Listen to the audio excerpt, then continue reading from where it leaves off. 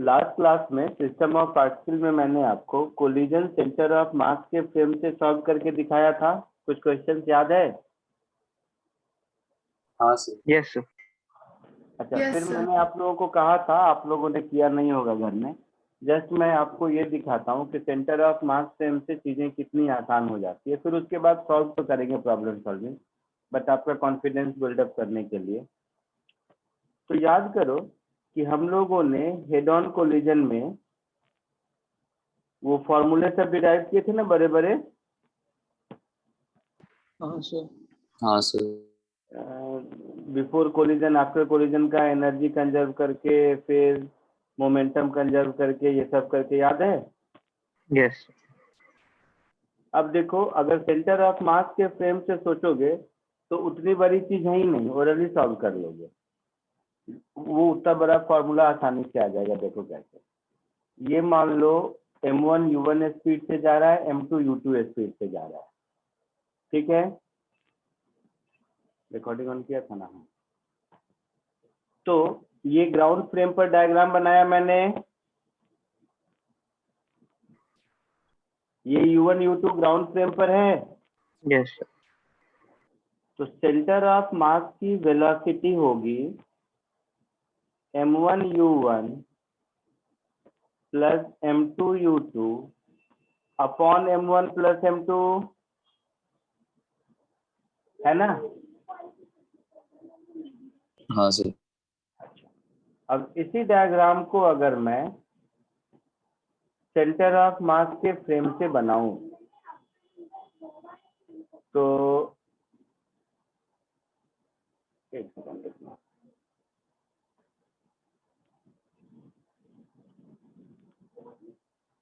अब centre of मास के frame से लिखूंगा तो ये u1 u2 कितना हो जाएगा? That is u2 with respect to center of mass frame and u1 with respect to center of mass frame। कितना हो जाएगा सर? u1 होगा m2 u2 divided by m1 plus m2। मतलब u1 माइनस vcm होगा, हाँ sir. है ना? हाँ सर। तो मैं जस्ट लिख देता हूँ u1 माइनस vcm, बाद में वैल्यू पुट करेंगे, इतना बड़ा बड़ा वैल्यू क्यों पुट करें। ये फिर u2 माइनस vcm लिख दिया। तो यही हो गया with respect to centre of mass frame. कोई दिक्कत किसी को?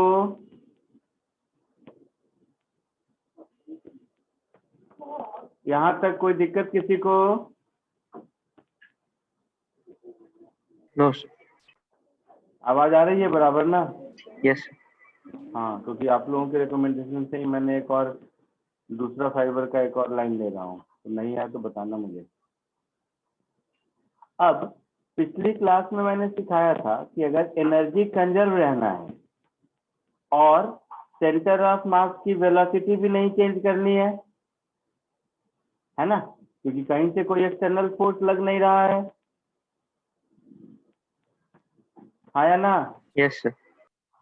तो अगर इलास्टिक कोलिजन है तो क्या होगा? यही वेलोसिटी इसको अपोजिट मिल जाएगी। Yes sir. तो ये मुझे मिल जाएगा v1 with respect to centre of mass frame. ये अब मेरा हो जाएगा minus of u1 minus vcom and v2 with respect to centre of mass frame. ये क्या हो जाएगा? Minus of u2 minus vcom, हाँ या ना? Yes sir. पक्का? तो finally v1 with respect to ground क्या हो जाएगा? v1 with respect to com plus vcom होगा।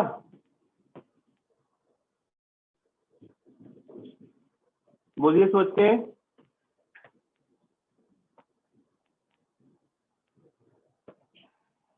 आवाज आ रही है?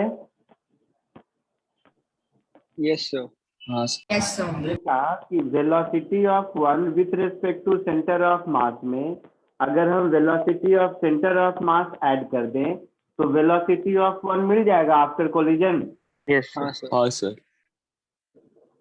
तो ये हो गया after collision with respect to centre of mass frame, है ना। तो अब वैल्यू पुट करो, इसमें VCOM ऐड करोगे तो हो जाएगा 2 टाइम्स VCOM माइनस U1, तो ये हो जाएगा 2 times M1 U1 plus M2 U2 upon M1 plus M2 minus U1, ऐसा होगा।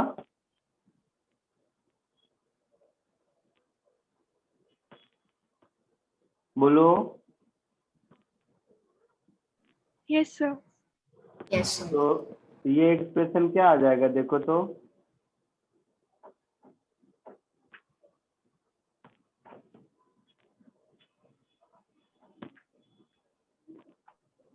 M1 U1 plus 2, हाँ, M2 into 2 U2 minus U1 divided by M1 plus M2। नहीं, इतना लंबा नहीं आएगा ना। 2 M1 U1, M1 U1 एक जाएगा, एक बचेगा, 2 M2 U2 और माइनस M2 U1। हाँ, तो देखो तो एक बार ध्यान से देखो तो वो जो एक्सप्रेशन था अपना M1 minus M2 into U1 upon M1 plus M2 plus 2M2 upon M1 plus M2 into U2, यही फॉर्मूला था।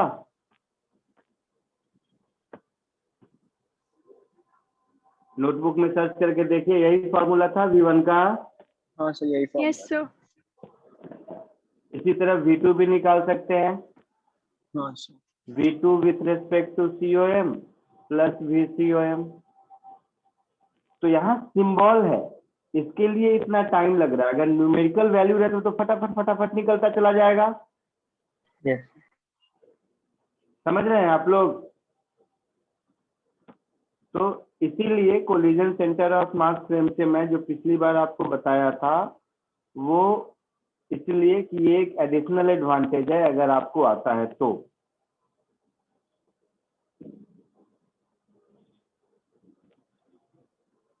क्लियर है।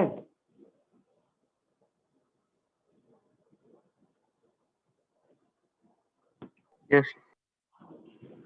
तो ये elastic collision with respect to COM frame हुआ। इसको मैं लिख देता हूँ। ये अल्टरनेटिव मेथड है थोड़ा, लेकिन बहुत अच्छा है। धीरे धीरे अगर हैबिट बन जाएगी ना क्लासिकल मैकेनिक्स को सेंटर ऑफ मास के फ्रेम से सोचने की, तो यही नहीं, कोलिजन ही नहीं, अभी तो पूरी फिजिक्स बाकी है, सब सोचने का तरीका बदल जाएगा। लेकिन प्रॉब्लम क्या है, ये मेन स्ट्रीम सिलेबस में अपने उतना है नहीं। तो कोलिजन और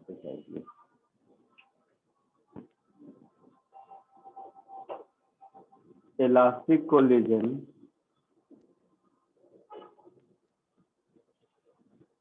इन सेंटर ऑफ मास फ्रेम। मैंने पहले आपको क्वेश्चन करा दिया, बाद में थ्योरी इसलिए कराया कि थोड़ा सा कॉन्फिडेंस अब ज्यादा आएगा। दूसरा, पूरे प्रोसेस में ये वाला लॉजिक अगर आपको समझ में आता है कि ऐसा क्यों हुआ, जो मैं पिछले 2 क्लास से समझाने की कोशिश कर रहा हूँ, ये वाला लॉजिक सिर्फ समझना है कि वेलोसिटी अपना डायरेक्शन COM के फ्रेम में क्यों चेंज कर लिया, जिससे कि हमारा मोमेंटम और एनर्जी का कंजर्वेशन दोनों हो गया। तो यही सिर्फ लॉजिक है ना। Yes. Yes sir. जल्दी इसको कॉपी कर लीजिए, वापस से कुछ क्वेश्चन से आते हैं। तो कॉपी कर लो पहले।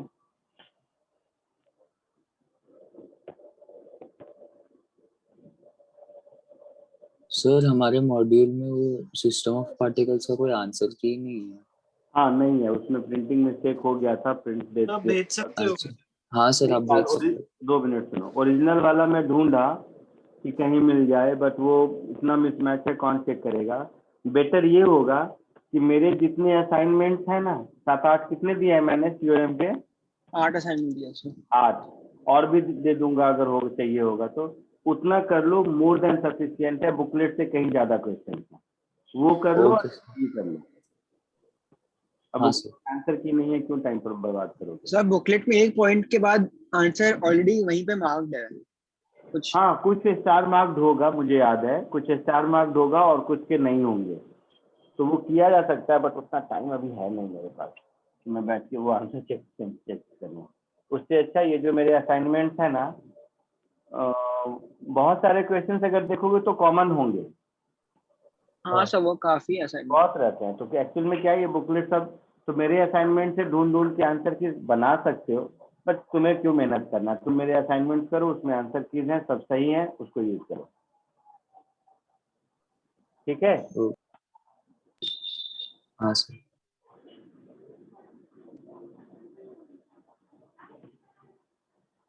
आगे बढ़ो। सर एक मिनट।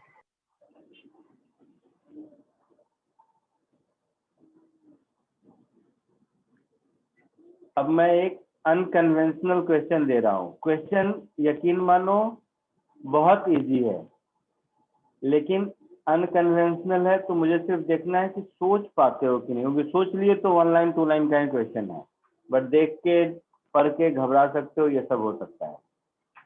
तो नेक्स्ट क्वेश्चन इज, डू हो गया लिखा हुआ?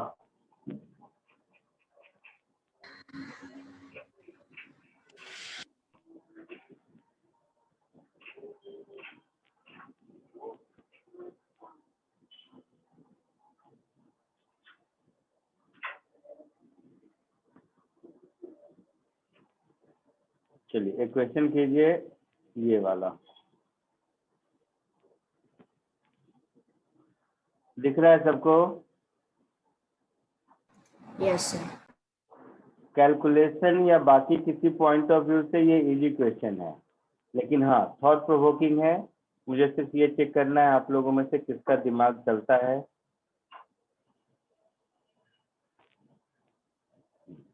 कोशिश करो इसको।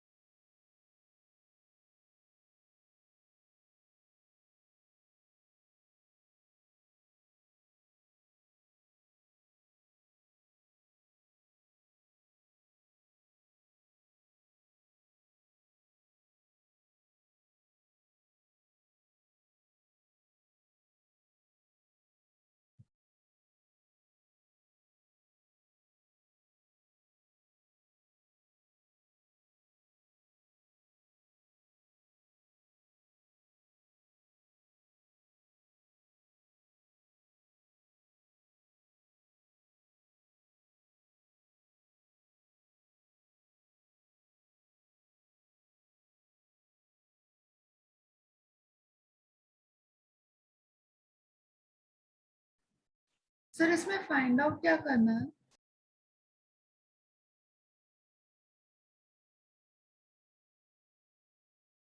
अच्छा, ये इसमें फाइंड आउट शायद M1 M2 का रेशियो है। ओके, अच्छा लगता है आता है।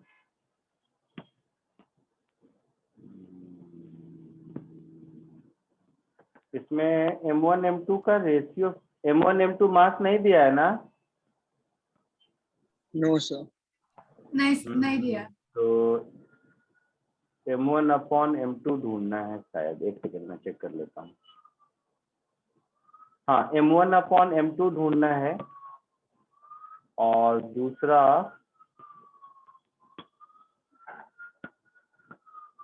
इसमें दो चीजें ढूंढनी है।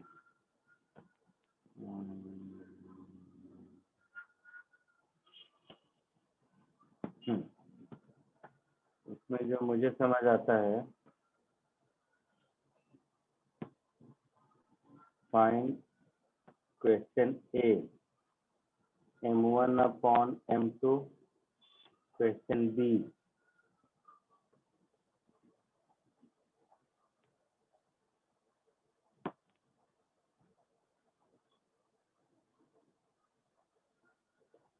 Final velocity of m2। m2 का भी फाइनल वेलोसिटी नहीं दिया है ना? No sir.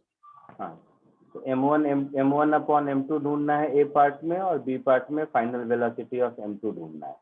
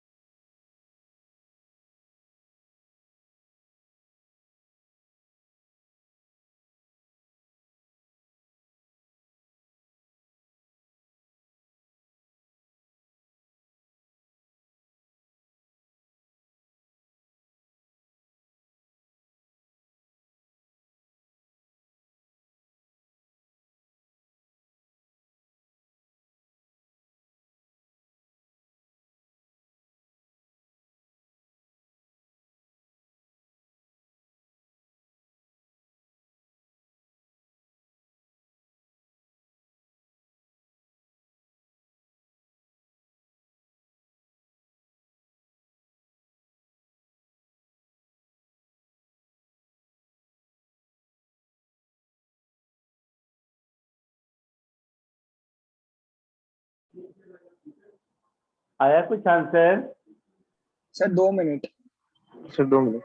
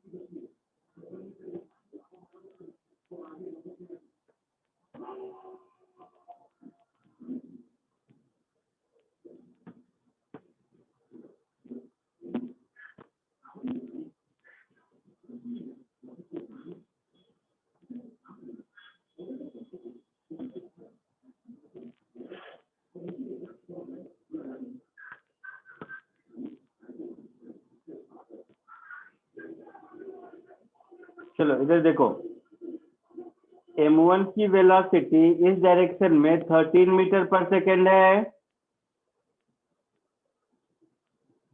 ना? यस। तो 13th का ये वाला कंपोनेंट क्या होगा? 12 cot थीटा 5/12 दिया है, मतलब tan थीटा 12/5 12/5। ट्रिपलेट है सर। बल चला चलो। तो ये 12 होगा और ये Yes. 5 मीटर पर सेकेंड होगा। यस। Yes sir. m2 का कितना है? ये 5 5 मीटर पर Five. सेकेंड है m2 का। ठीक है, अब सब लोग ध्यान से देखो, ये क्वेश्चन कितना आसान हो गया। अगर मैं इस पूरे प्रोसेस को विथ रिस्पेक्ट टू ऑब्जर्वर लिखूं,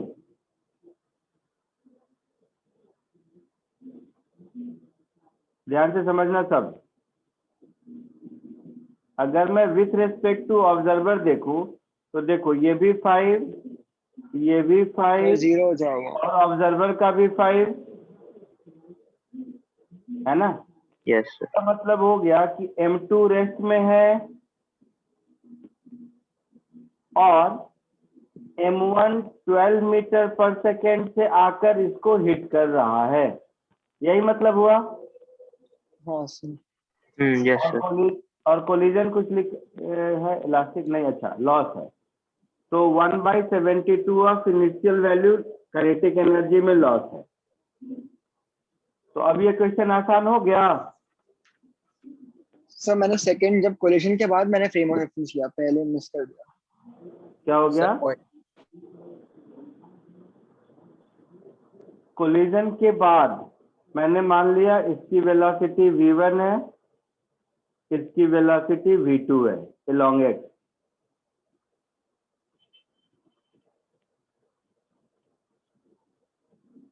तो वही सब कर लो। मोमेंटम कंजर्वेशन, मोमेंटम कंजर्व करेंगे तो 12m1 upon m1 plus m2 is equal to m1 v1 plus m2 v2।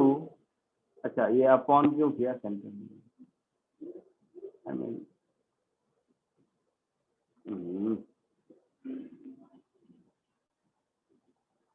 ये रिजल्ट क्यों नहीं दे रहा?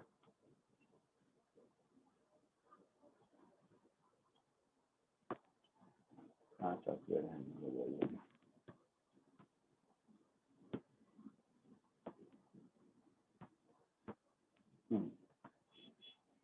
ये m1 अपॉन m2। एक ये रिलेशन होगा मोमेंटम कंजर्वेशन से। यस।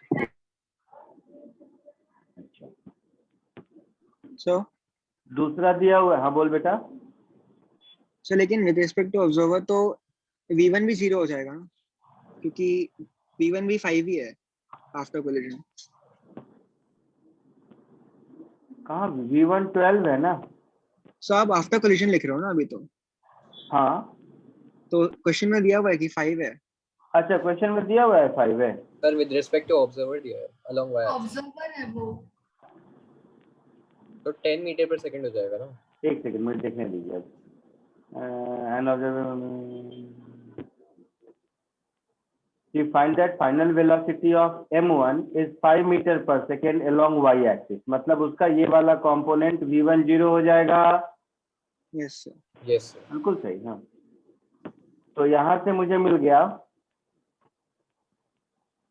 कि 12 m1 is equal to m2 v2, yes Yes. है ना? दिया हुआ है तो ठीक है। तो 12 m1 is equal to m2 v2 ये मिल गया, ये हो गया एक इक्वेशन। दूसरा बोला है kinetic energy finally 1/72 of initial value है हाँ सर। Yes. है ना? तो हम ऐसा लिख सकते हैं half m1 0 square plus 5 square, समझ रहे हो? फाइनल वाला लिख रहा हूं,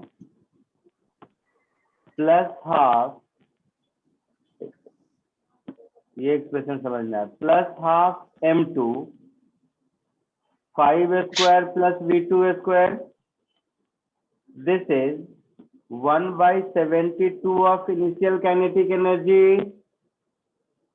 Yes.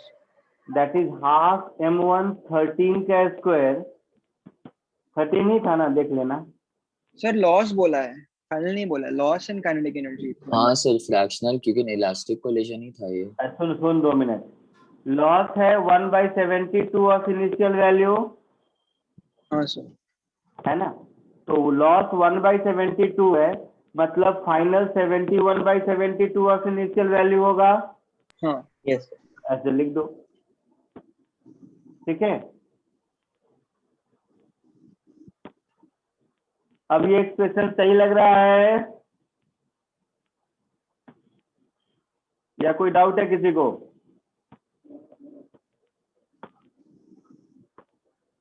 बोलो बोलो बोलो। सर पार्टिकल 1 की वेलोसिटी 10 होगी ना अलोंग वाई, क्योंकि ऑब्जर्वर के रिस्पेक्ट में 5 थी।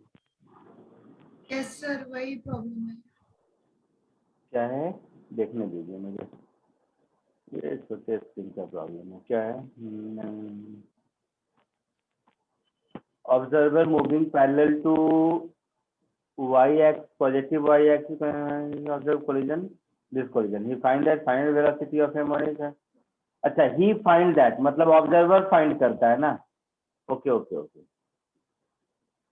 तो इसका 5 है, मतलब ये 10 हो जाएगा y में, सही बोल रहे हो, y में 10 हो जाएगा ये, है ना? तो आफ्टर कोलिजन इसकी वैल्यू x में 0 है और y में 10 मीटर पर सेकेंड है, ठीक है? हाँ 10 होगा, सही बोल रहे हो। 10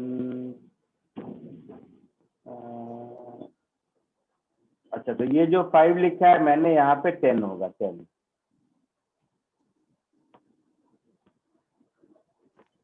फाइनल 0 5, हाँ ठीक है। नहीं नहीं नहीं, सॉरी, एक मिनट भाई, क्या कर दिया मैंने, ये 15 कहाँ से लिखा? तो 1 आपने लिखा तो 1 निकालना। देखो सब गड़बड़ हो रहा है। अच्छा वो 5 था, 5 स्क्वायर है, यहाँ पे 10 होगा m1 का ना। सर 5 स्क्वायर हट जाएगा ना। नहीं, m1 का x में 0 y में 10, m1 का फाइनली रुको, m1 का फाइनली x में 0 और y में 10, तो 0 स्क्वायर 10 स्क्वायर। m2 का मैंने v2 इधर मान लिया, है ना? M2 का V2 इधर मान लिया, और Y में क्या है? M2 के बारे में कुछ बोला है? नो नहीं सर। सर। नहीं बोला है, ठीक है। तो M2 के बारे में नहीं बोला है, और M2 का Y में तो 5 ही रहेगा,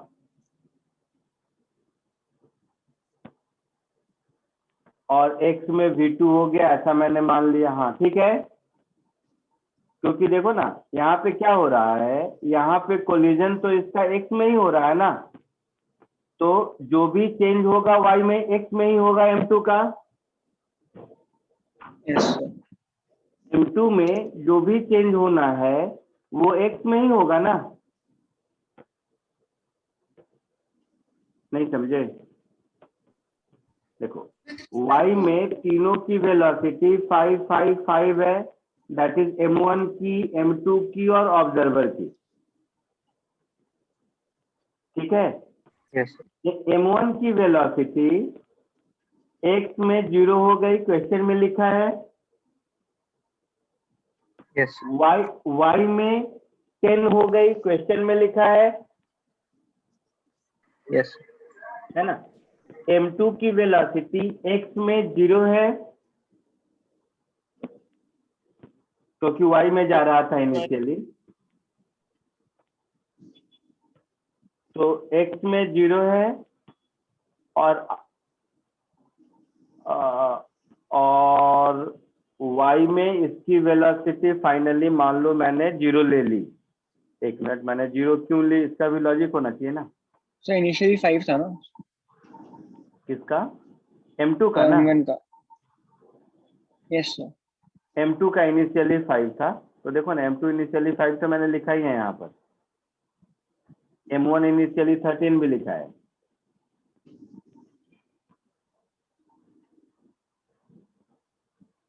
तो अगर आप kinetic energy with respect to observer conserve कर रहे हो, नहीं, तो with sir respect to observer कहाँ कर रहे हैं? आपने लिखा हुआ। अरे हाँ, सॉरी बेटा, क्वेश्चन में ही लिखा है ही फाइंड, उसको दिखता है ऐसा, मतलब हाँ विथ सर, रिस्पेक्ट वही। टू ऑब्जर्वर करना है मुझे, सॉरी बेटा, Yes, sir. ये गलती थी, रुक गई। ही फाइंड लिखा है हर जगह ना। हाँ सर। एक मिनट, सॉरी, कम लिखने के चक्कर में ज्यादा लिखना पड़ गया। फर्स्ट वाले इक्वेशन में कोई दिक्कत नहीं है ना। Now with respect to observer, तो with respect to observer final kinetic energy is equal to 71/72 of initial kinetic energy. Yes Yes, sir. तो विथ रेस्पेक्ट टू ऑब्जर्वर अगर मैं लिखूंगा तो initial kinetic energy half m1 into 12 square plus 0 हाँ sir. Is equal to 71/72। तो 71/72 इस तरफ आएगा ना, क्योंकि इनिशियल की तरफ 71/72 था। नहीं, लॉस 1/72 है, मतलब फाइनल इनिशियल का 71/72 होगा ना। हाँ, yes. अच्छा, इनिशियल नहीं, मैंने इधर लिख दिया है ना। हाँ तो सर। फिर बड़ा हो गया ना सर वो तो। हाँ, इनिशियल मैंने इधर लिखा है, इधर फाइनल लिख रहे हैं, इधर इनिशियल। तो 71/72 into half of m1 of 12 square plus 0, ठीक है। This is equal to half of m1 of 10 square plus half of m2 of v2 square. Yes sir. यहाँ तक ठीक है। मैंने मान लिया कि इसकी वेलोसिटी v2 है after collision with respect to observer. यहाँ तक कोई दिक्कत किसी को? No sir. No, sir. Half half half, ये गया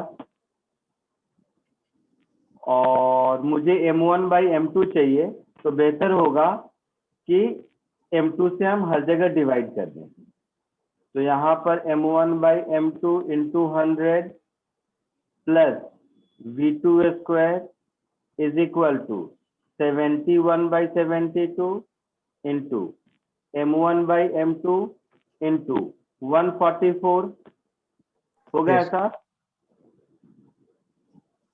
71 टू जा कितना होगा 142, 142. तो 142 टाइम्स m1 अपॉन m2 इधर, 100 टाइम्स m1 अपॉन m2 इधर, प्लस v2 स्क्वायर इधर। तो v2 स्क्वायर इज 142 माइनस 100 कितना होगा 42. 42. 42, 42 टाइम्स m1 अपॉन m2, है ना। अच्छा, और यहां से मुझे दिख रहा है v2 is 12 12 mm. Times m1 upon m2। Yes. तो इस वैल्यू को यहां पुट कर दो, तो ये हो गया 12 का whole square 144 m1 upon m2 Also. Square is equal to 42 times m1 upon m2, ऐसा होगा। Yes. तो यहाँ से मुझे मिल गया m1 upon m2 is 42 upon 144, कितना होगा 7 by 24.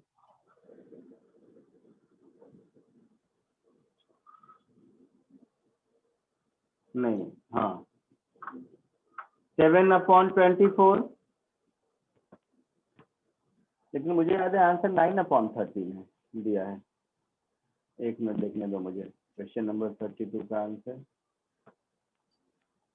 अभी क्या निकालना था वो देखने गया था, तो मुझे आंसर दिखा था ना, 9 अपॉन 13 आंसर है। सर वो काइनेटिक एनर्जी फाइनल तो विद रिस्पेक्ट टू ऑब्जर्वर था ना। एक बार देख लेते हैं, छोटा कर नहीं देते सर, हैं तो 10 कैसे है सर m1 हाँ सर 5 है। पाई आएगा ना विद हाँ रिस्पेक्ट टू सर। ऑब्जर्वर। कहाँ गलती है विथ रेस्पेक्ट, हाँ ये तो फाइन विथ ये तो रेस्पेक्ट, ग्राउंड नहीं सर, फ्रेम में kinetic. आपने 10 लिखा था सर। हाँ इसको भी विथ रेस्पेक्ट टू ऑब्जर्वर लिखेंगे, यस तो ऑब्जर्वर को ये 5 दिखा है ना। 5 दिखा। Yes. हाँ sir. ऑब्जर्वर को ये 5 दिखा है, तो तो यहाँ यहाँ पे पर 5 है 10 सर. नहीं 5 का स्क्वायर होगा। सही बोल रहे हो। एक सेकंड। तो यहाँ पर 100 की जगह 25 होगा, हाँ sir. हाँ. ये 100 की जगह 25 होगा, तो ये 100 की जगह फिर 25, 117. तो 142 माइनस 25 कितना होगा 117. 117. 117। Yes. तो यहाँ पर भी 117 होगा,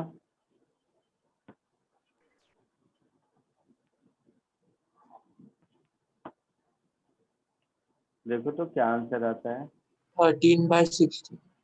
9/13 आंसर है शायद। हाँ सर आता है 9 बटे। तो m1 upon m2 is 117 upon 144।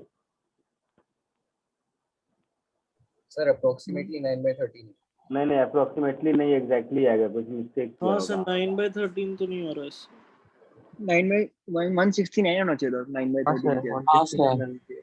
हाँ तो कहीं कुछ मिस्टेक किया होगा मैंने, क्योंकि बहुत बार क्लास में प्रॉब्लम को सॉल्व कराया हूँ, आंसर एग्जैक्ट आता है, बट फर्क इतना है, पहले बोर्ड पे सॉल्व करता था तो सब एक जगह मिलता था, अब ये ऊपर सॉल्व करना पड़ता है और कुछ नहीं। Total loss in kinetic energy of the system is 1/72 of initial value. ठीक है,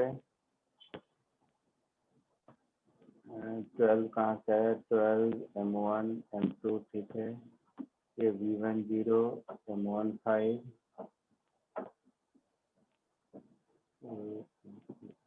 हाँ, गलती मिल गई मुझे। आप लोगों को दिखा गलती क्या? गलती देखो क्या मिस्टेक है। एक्स डायरेक्शन में मोमेंटम कंजर्व किया है ऐसा, वाई में नहीं किया। वाई में भी कंजर्व करेंगे ना। तो विथ रेस्पेक्ट टू ऑब्जर्वर इसका अगर 5 इधर है तो इसका कुछ इधर होगा वी वाई, इसको v2x कह दो, इसको v2y कह दो, ठीक है। ये v2 का x होगा केवल, समझ रहे हो? With respect to observer initial momentum along y 0 है। हाँ sir. Yes, sir. With respect to observer final momentum along y भी 0 होना चाहिए। हाँ सर। तो इसको ये 5 ऊपर दिखता है, मतलब यहाँ से 5m1 is equal to m2 into v2y ऐसा। Yes. तो यहाँ से मुझे v2 का y कंपोनेंट मिलेगा 5 times m1 upon m2। Yes, sir. Yes, sir. हो जाएगा। तो हाँ, v2 का x कंपोनेंट ये हो गया और हाँ, v2 का y कंपोनेंट ये हो गया। वो क्या है, छोटे स्क्रीन में बार बार सॉल्व करना पड़ता है, दिखता नहीं है। ऐसा हो गया। 13 M1 एक मिनट रुक जाओ, अब मुझे इधर चेंज करने दो। तो फाइनल में रुको, मैं इसको ठीक करने जाऊंगा ना तो बार बार वो एक ही गलती रिपीट करूंगा। मैं इसको डिलीट नहीं कर देता हूँ, रुक जाओ। हाँ,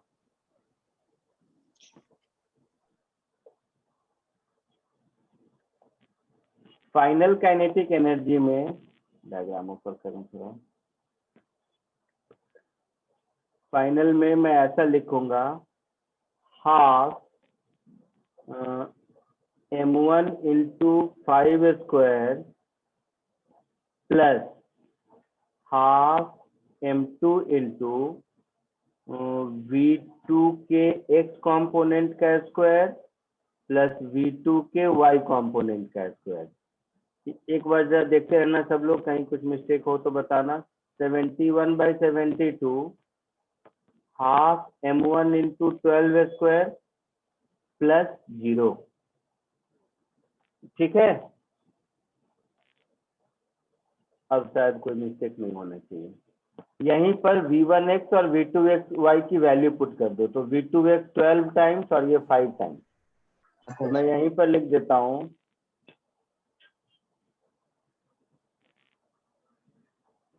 हाफ, पहले तो हाफ को हटा दो सब में से, हाफ को हटा दिया और m1 से डिवाइड भी कर दे, m1 बाई m2, m2 से डिवाइड भी कर देते हैं। तो ये हो जाएगा m1 बाई m2 इंटू 25, आया ना, प्लस v2x का square that is 144 Plus 20. m1 by m2 का square plus v2y, y component क्या आया था 5 m1 बाई m2। तो 5 का square 25 into m1 upon m2 का square, this is equal to 71 upon 72, m2 से डिवाइड किया है तो m1 अपॉन m2 और 12 का स्क्वायर 144। मुझे नहीं लगता अब कोई गलती होगी इसमें। हाँ सर। कोई दिक्कत किसी को? 72 टू जा 144, m1 बाई m2, इतना बड़ा टर्म कौन बार बार लिखेगा, तो मैं इसको k समझ लेता हूँ, ठीक है। तो ये हो गया 25k plus 144 plus 25 169k square आ गया sir. 142K. Is equal to 71 into 2 142 शायद Yes. Yes, sir. 142 की, Yes, तो sir. Yes, sir. 169k square is 142 minus 25 कितना होगा 117 117 टाइम्स के। तो ये गया आ गया। K is equal k to की 9. Value 117 upon 169 yes that is 9/13 9/13। ठीक है, Yes. अब जो चाहिए मिल जाएगा। Yes. हाँ सर अब हो जाए। Yes, sir.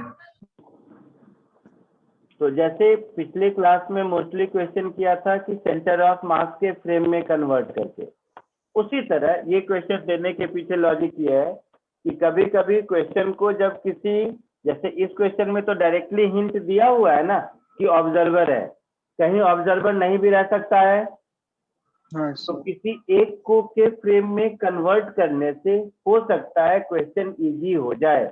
जैसे अगर इस क्वेश्चन को ऑब्जर्वर के फ्रेम में कैलकुलेट चेंज किया, तभी ये हेड ऑन कोलिजन दिख रहा है क्योंकि m2 रेस्ट पर आ गया x में, Yes. यस है ना। तो कभी कभी ऑब्जर्वर चेंज करने से भी कोलिजन के क्वेश्चन आसान हो जाते हैं।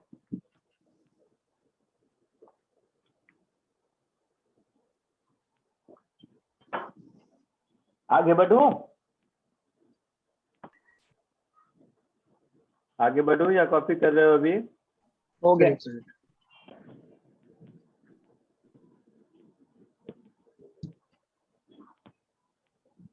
एक और क्वेश्चन है,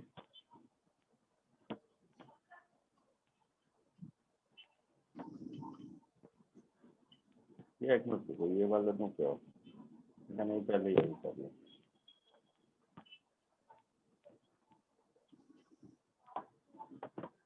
नहीं, उससे पहले ये मोमेंटम कंजर्वेशन एक बार करके देखो तो।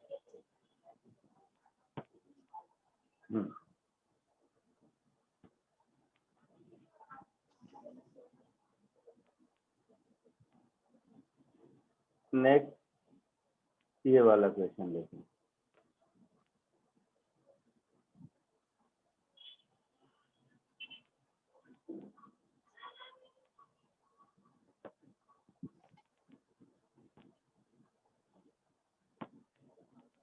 जैसे इसमें अगर फ्रिक्शन नहीं होता फिर तो सॉल्व करना आसान है, मोमेंटम कंजर्व करके शायद कर लेते हो। Yes. तो मोमेंटम कंजर्वेशन, फ्रिक्शन, फिर वेरिएबल मास सिस्टम सब है इसमें। थोड़ा कोशिश करो, क्वेश्चन डिफिकल्ट नहीं है, मल्टीपल कंसेप्ट एक साथ है।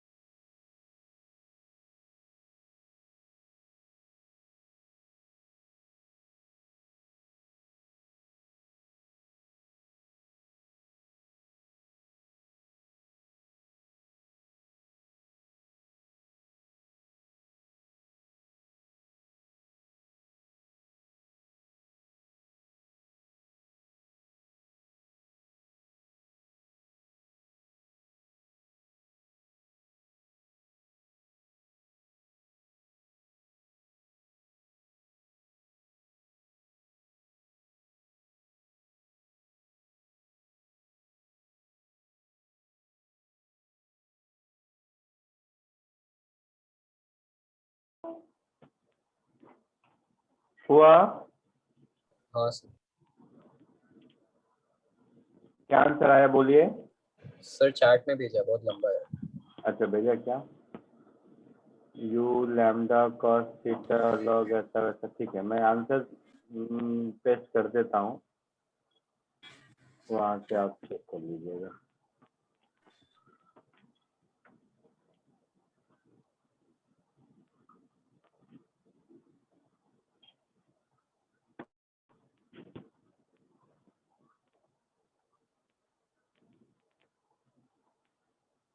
जो आंसर दिया है वो ये है।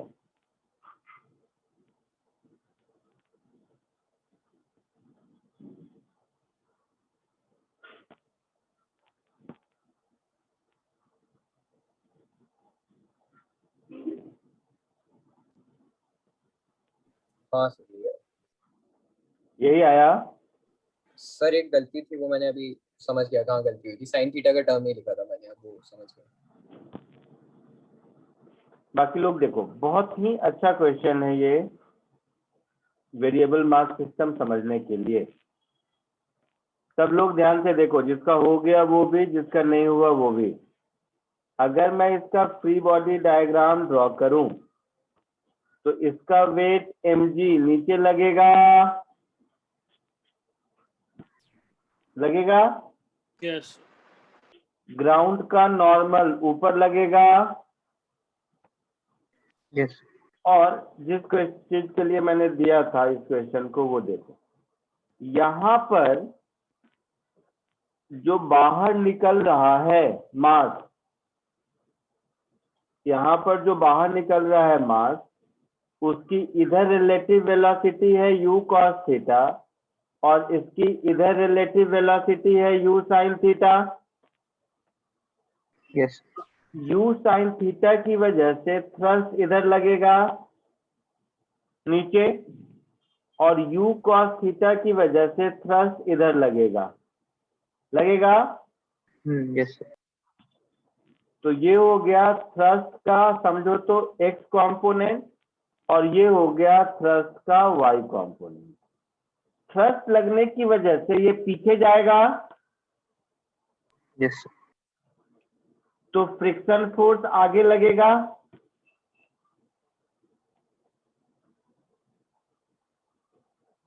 होगा? Yes, sir. ये फ्री बॉडी डायग्राम समझ आया कि नहीं?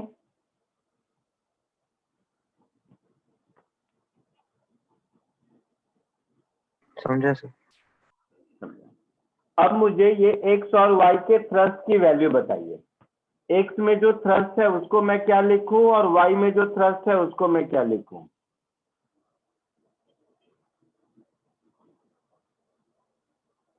बोलो, वेरिएबल मास सिस्टम में थ्रस्ट सिखाया था?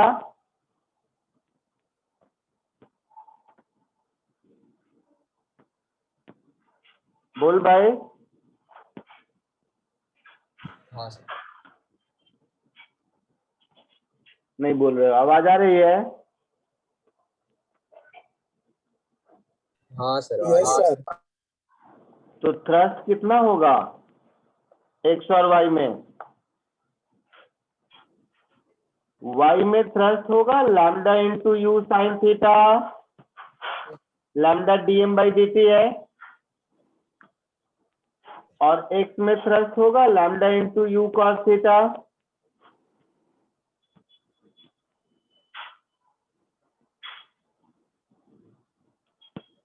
बोलो। हाँ सर। Yes, sir. पक्का?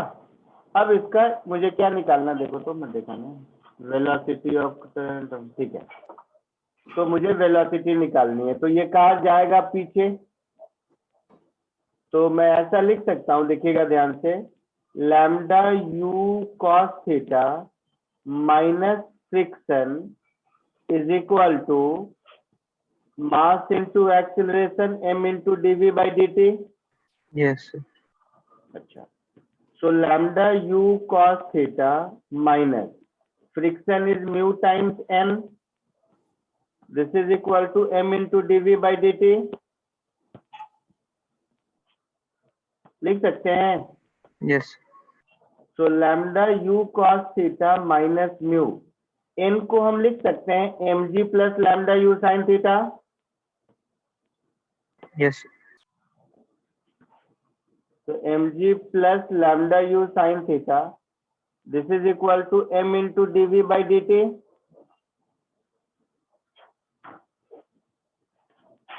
है ना। अब इसको दोनों ओर इंटीग्रेट कर दीजिए। तो lambda constant, u constant, cos theta constant, इधर dt minus mu constant, g constant, m dt, m constant नहीं होगा यहाँ पर, minus mu lambda u sine theta dt, this is equal to m into dv Yes. होगा।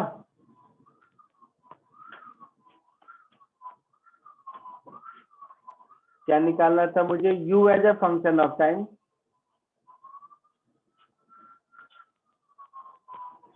तो v बोलिए। V as sorry, so velocity of cart as a function of time. Velocity of cart है ना। एक minute ऊपर करने दो, एक सेकंड रुक जाओ। टोटल, अच्छा टोटल कार्ट का मास m नॉट दिया हुआ है, लैम्डा के जी पर द कोएफिशिएंट ऑफ फ्रिक्शन ऐसा हम करती। तो आंसर में मुझे m नॉट के टर्म में, ठीक है। तो m को as a function of time मैं m not minus lambda t लिख सकता हूँ। Yes.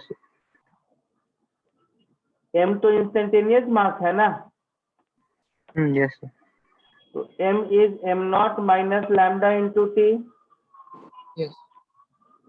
तो जहां जहां m है वहां वहां इसको सब्स्टिट्यूट कर दीजिए। समझ गए आप लोग? हाँ सर। तो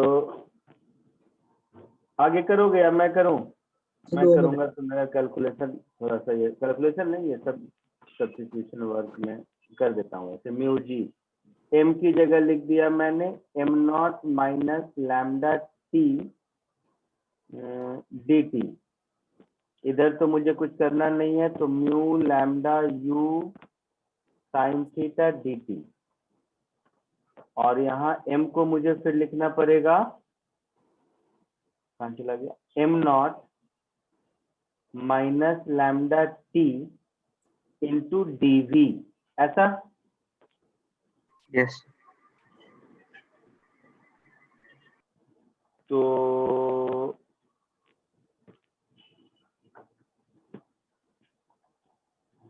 एक सेकेंड,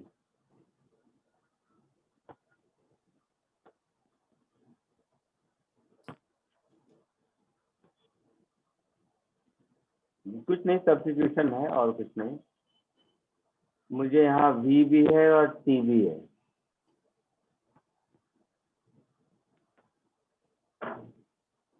v भी है और t भी है, और v और t एक साथ मतलब फंसा पड़ा है, तो इसको इंटीग्रेट कैसे करूँ ये सोच रहा हूँ। एक मिनट और रुक जाओ। एक काम करते हैं, यहाँ तक तो सब सही था ना, यहाँ के बाद ही छोटा एक्सप्रेशन हो जाएगा, इसके लिए कॉमन लेने से बच जाएंगे।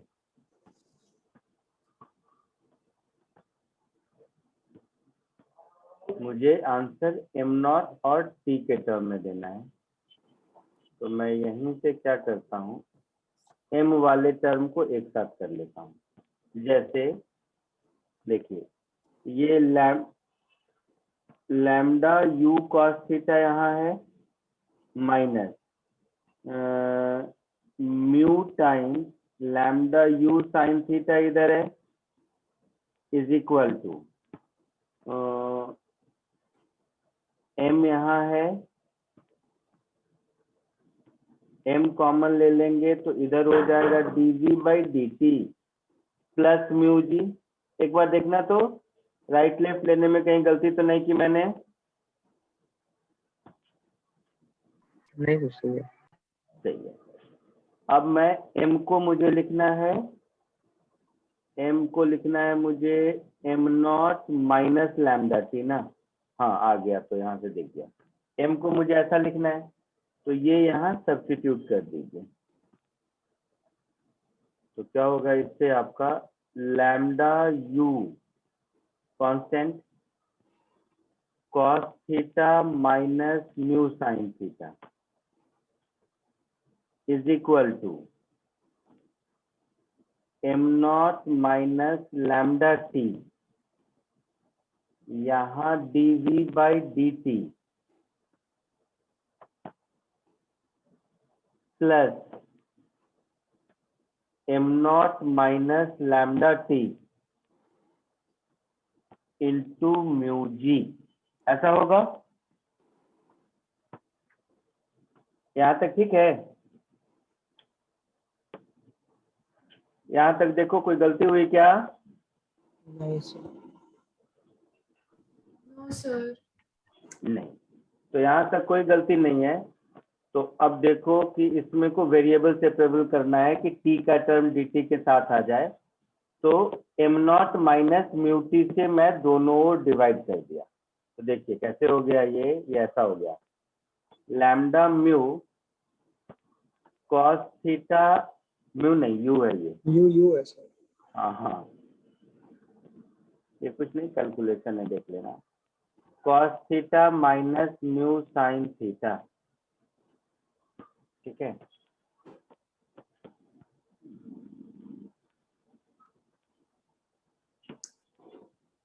अपॉन, देखो m0 माइनस लैम्डा टी और dt इधर, ठीक है। This is equal to dv plus, अब आ गया उस फॉर्म में जिस फॉर्म में हम लोग चाहते हैं, म्यू जी dt। यहां तक कोई दिक्कत?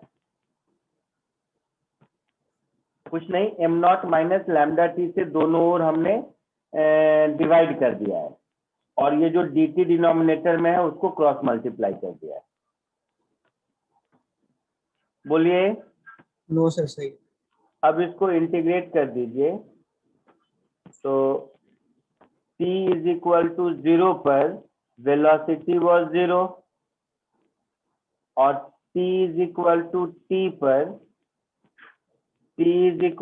t पर मुझे वेलोसिटी ढूंढनी है।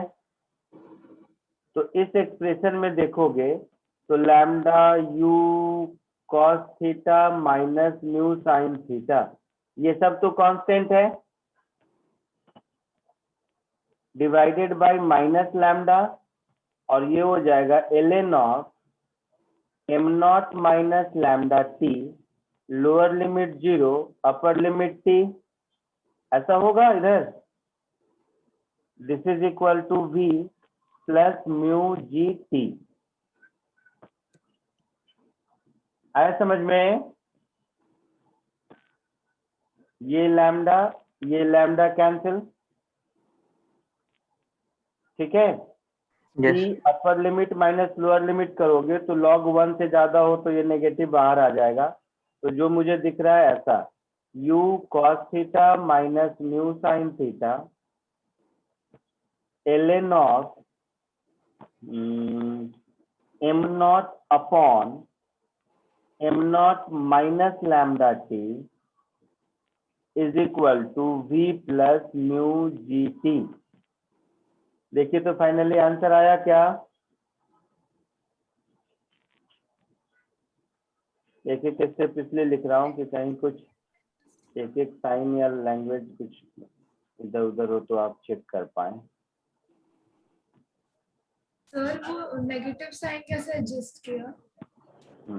ये नेगेटिव ऐसा बेटा, ये लॉग में दिस अपॉन m0 होगा ना, तो log 1/x is minus log x। Yes sir. समझ आया मैं क्या बोला? यस सर, आया समझ में। अगर एक एक स्टेप समझ के कोशिश कर लो, एक एक स्टेप समझ के लिखिए, क्योंकि थोड़ा सा इस डिफरेंशियल इक्वेशन को सॉल्व करने में भी गलत होने के चांसेस हैं। वेरिएबल को कैसे अरेंज करें कि आंसर तक पहुंचे, इंटीग्रेट करना आसान हो, वो भी इसमें एक चैलेंज है।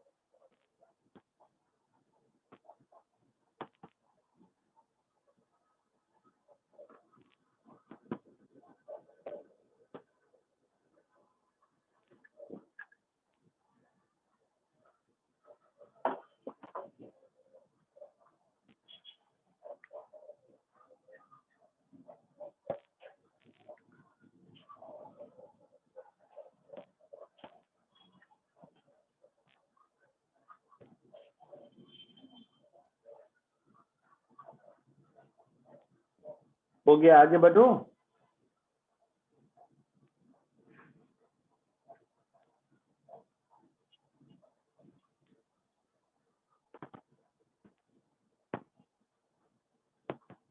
हो गया, आगे बढ़ो।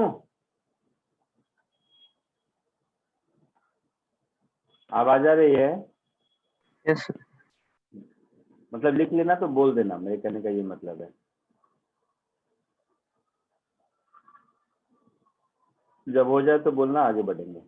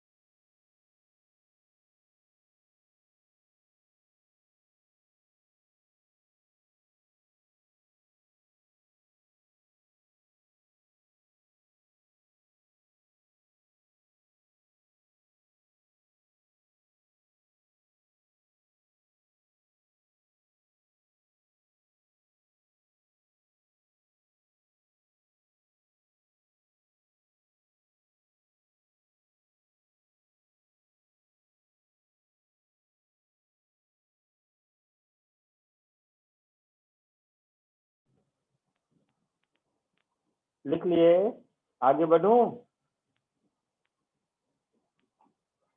Yes sir.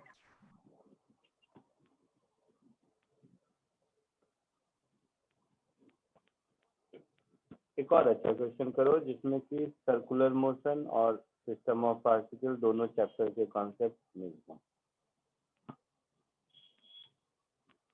और of course laws of motion तो हैं।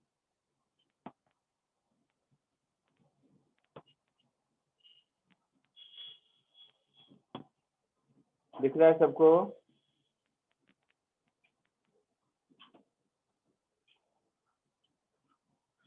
इसमें सारे चैप्टर, प्रोजेक्टाइल हो गया, सर्कुलर मोशन हो गया, मोमेंटम कंजर्वेशन हो गया, कोलिजन हो गया, ये सब सारे कॉन्सेप्ट मिलते हैं। दिख रहा है सबको क्वेश्चन? Yes sir. कोशिश कीजिए।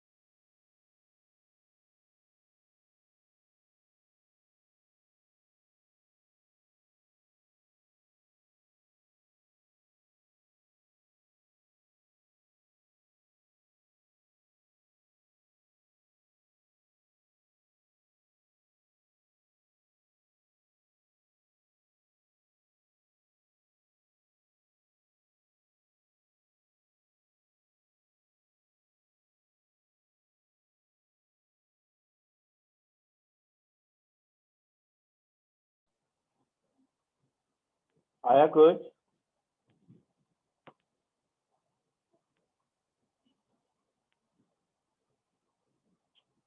आया कुछ? बोलिए।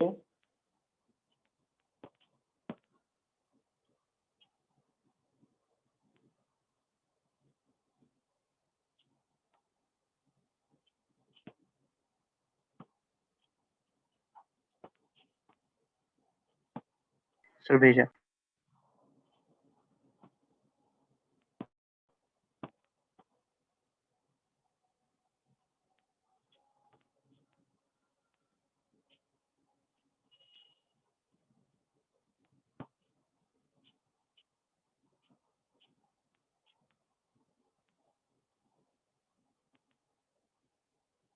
नहीं यार। सर थीटा थीटा 37 आता है। हाँ, थीटा 37 सही आ रहा है। किसने बोला बेटा? हाँ सर थीटा 37 ही आ रहा है। हाँ, थीटा 37 वाला सही आ रहा है। यस सर आ गया थीटा 37 देखो, और बहुत ज्यादा नहीं है कुछ। यहाँ पर मास 3m है, m चला गया, तो जो जितना पार्ट ओरली हो सकता है वो बताता हूँ। 50 cos थीटा अपॉन 4 ये वेलोसिटी होगी। Yes yes sir sir. तो 50/2 25, 25/2 12.5, तो ये हो गया 12.5 cos थीटा, ये वेलोसिटी हो गई। और मासलेस रॉड है, लेंथ 10/3 का, तो रॉड वाले क्वेश्चन तो और भी आसान होते हैं, यस सर वेलोसिटी 0 पर। है ना। स्ट्रिंग होता तो थोड़ा मुश्किल भी होता। तो ये क्वेश्चन सर्कुलर मोशन में कुछ ऐसा शिफ्ट हो गया कि यहाँ से कोई ऑब्जेक्ट जिसकी वेलोसिटी u है, u मान लेते हैं, इस लेंथ को l लिख देते हैं, ये 120 डिग्री तक एंगुलरली गया, मतलब ये 60 डिग्री। तो इस केस में तो केवल एनर्जी कंजर्व करना है ना। Yes sir.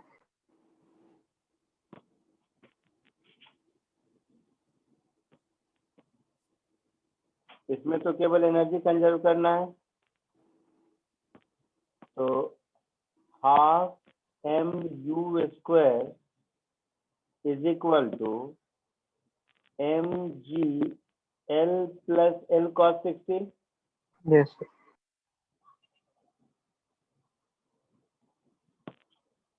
तो ये हो जाएगा mg cos 60 1/2, 1 + 1/2 3/2, तो 3l/2 ऐसा। यस देखना हाँ, कैसे छोटो, ये तो m/2 गया, u की वैल्यू √3gl ऐसा। इसमें से l है 10/3 दिया हुआ शायद, क्या? Yes yes sir sir height 5 metre से ऊपर है।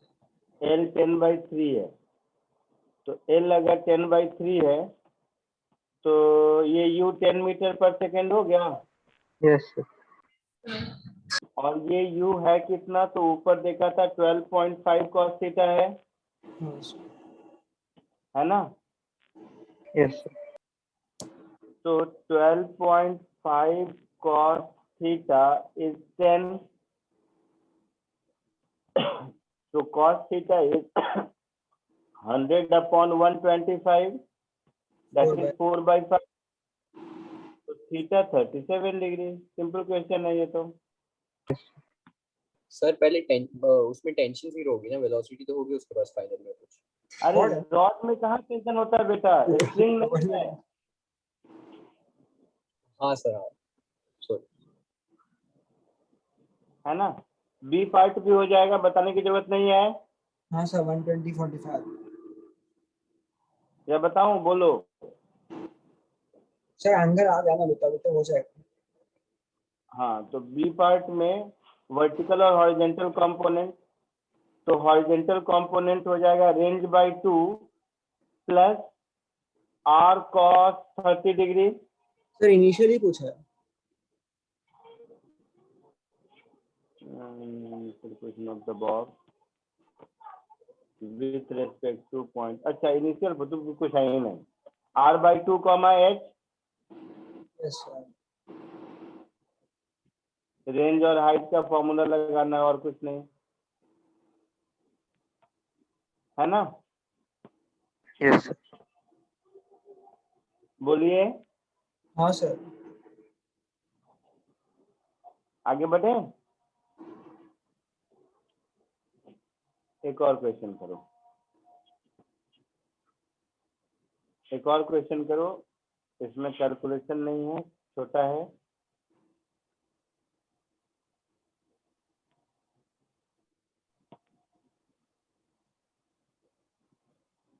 थोड़ा पेशेंस चाहिए, वैसे क्वेश्चन छोटा है, ये करो।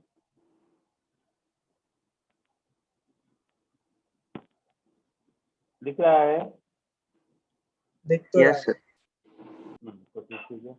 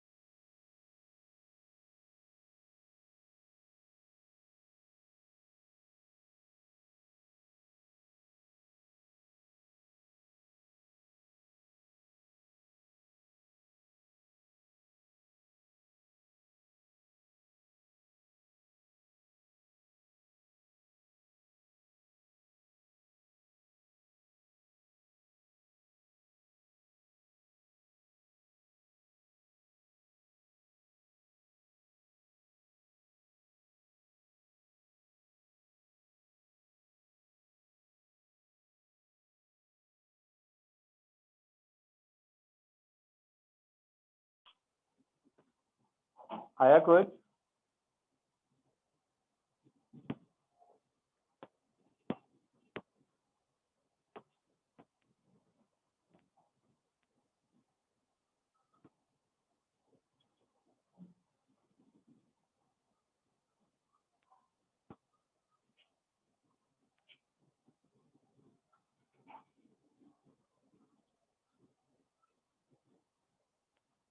आया कुछ आंसर किसी को बेटा?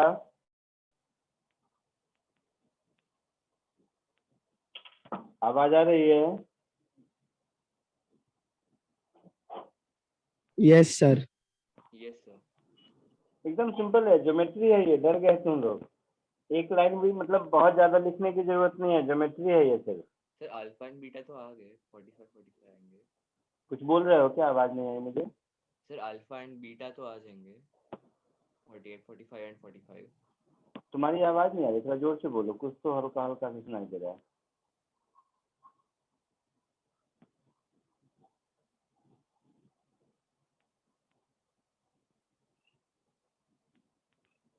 ये सर अल्फा एंड बीटा तो स्ट्रेट फॉरवर्ड है। हाँ, Then, alpha and beta angle straight forward है। या V1 और V2 के कंपोनेंट निकालने पड़ेंगे बिकॉज एंगल पे। निकालो।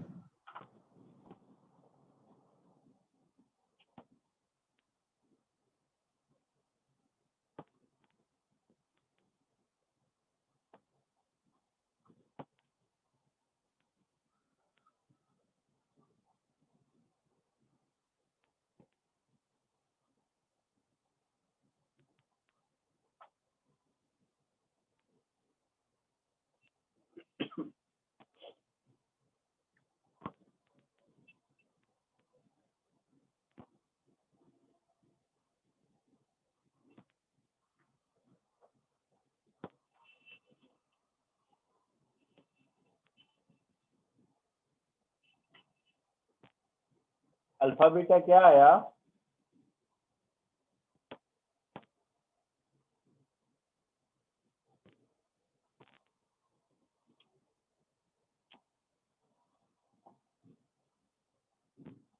देखो इधर तुम लोग, सब इधर देखो। Pi by 4।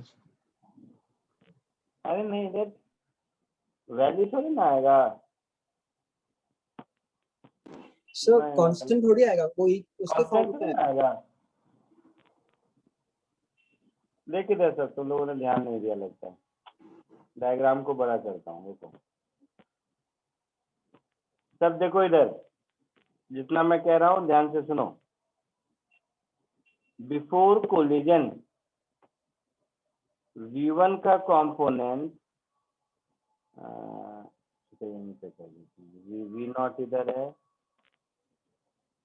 तो इसका एक कंपोनेंट परपेंडिकुलर होगा और एक कंपोनेंट पैरेलल होगा, ऐसा होगा।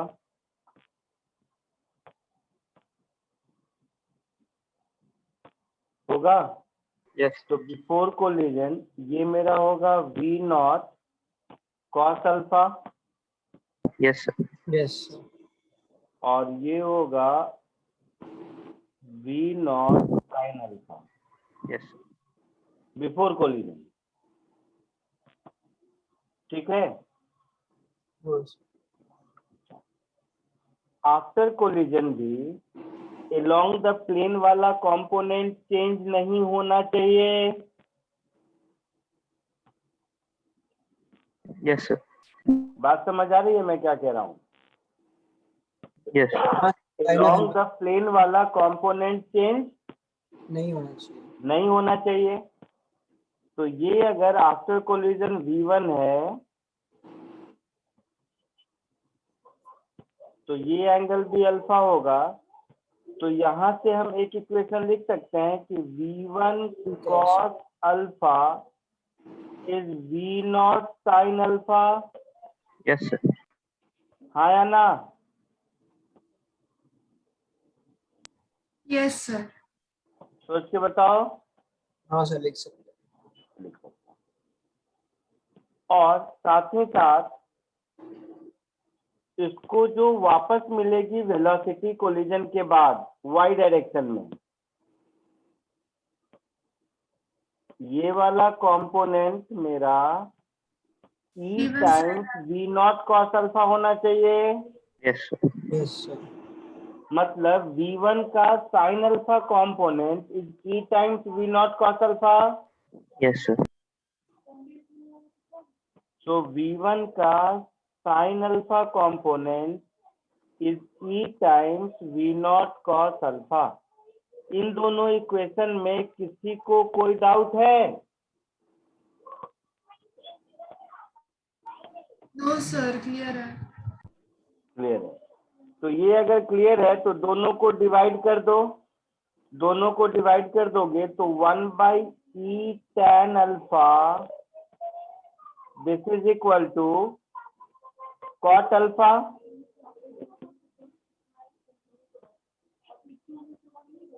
तो tan square alpha is e, Yes, sir. Alpha is tan inverse root e।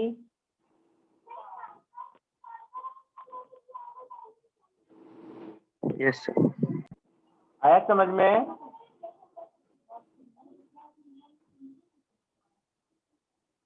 सबको Yes, sir. आया समझ में यहाँ तक? सर दोनों को स्क्वायर करके ऐड कर दोगे तो V1 मिल जाएगा। Yes, sir. तो V1 भी पूछा है आपसे, तो V1 is equal to V not बाहर sine square alpha plus E square times cos square alpha. Yes, sir. दिख गया सबको? ये आंसर हुआ? यहाँ तक कोई दिक्कत है किसी को?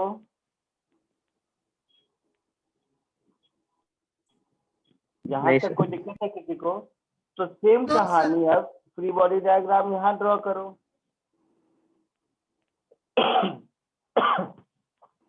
तो एंगल अल्फा हो गया, V1 हो गया। यही कहानी इस इंक्लाइन प्लेन पर करोगे तो बीटा भी हो जाएगा, V2 भी हो जाएगा। आया ना? हाँ सर पक्का?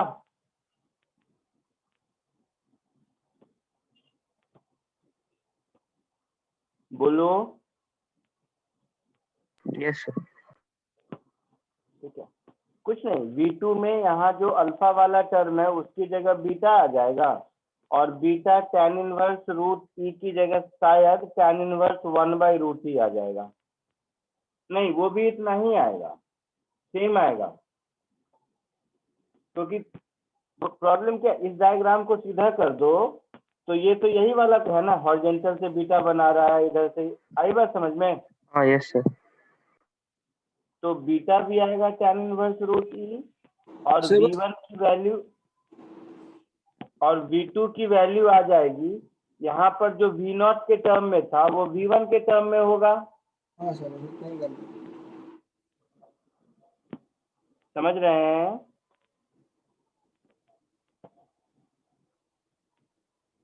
कर दूं मैं? क्या बोल रहे हो? बोलो जल्दी ठीक से। हो गया हो गया ना? वेरी गुड, चलो ठीक है, आज के लिए इतना ही। नेक्स्ट लेक्चर में मिलते हैं। चलिए bye. Bye sir thank you sir bye sir. Thank you, sir. Thank you sir.